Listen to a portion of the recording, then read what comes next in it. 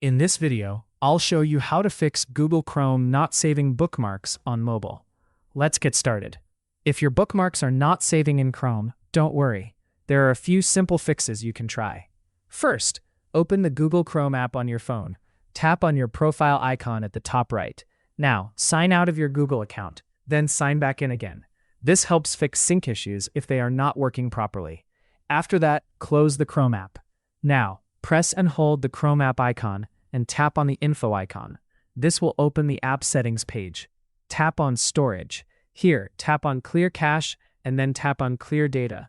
Confirm by tapping delete. Now go back and tap on force stop, then tap OK. After that, reopen the Chrome app. Try bookmarking a website again, and it should now save properly. You can check your saved bookmarks by tapping the three dots and going to Bookmarks.